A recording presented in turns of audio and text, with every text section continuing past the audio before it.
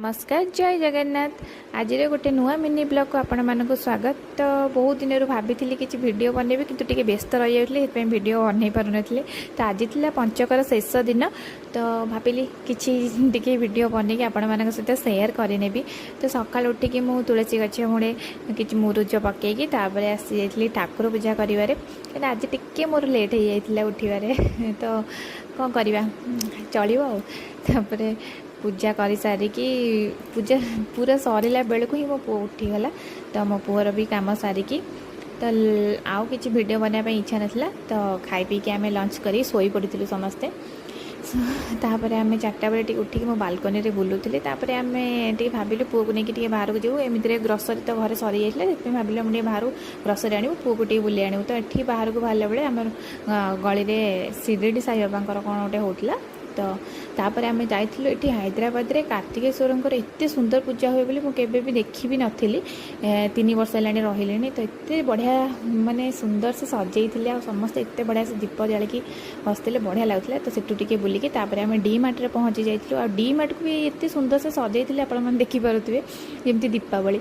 तो ता भर जाके ग्रोसरी किनेलु।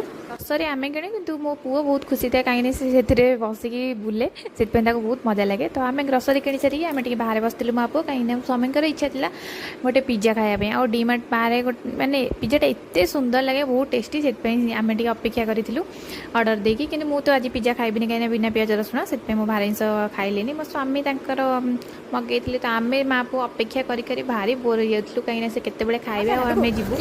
तो अपेक्षा करने पड़ो ना कहीं इच्छा ना से पिज्जा पिज्जा टिक्की पिला सब पिज्जा खाती कुनी पिला मैंने तू कौन खाइबू भात डाली भात डाली ना ना पिज्जा नहीं भात एक्चुअली कथा कौन कि मो स्वामी तो ग्रोसरी नियंती किंतु मुझे बाहाना काढ़ी डीमार्ट बुलाया पड़े आसे कहीं डीमार्ट पाखरे जो रोडटा अच्छी एत सुनसान रोडटा एत बढ़िया लगे एत सुंदर पवन दिए से मो बाहाना काढ़ी मुझी तुम सहित मुझे हेल्प करी कही पलि आसे कि मुझे हेल्प कैनि ग्रोसरी सी किणिक आनिक नियंती। तो ये आसिक पहुँची जाता पिज्जा सी गोटे खाइले आ गोटे मो भाई ने आम किणिक आनिक आसिक घरे पहुँची जाइए।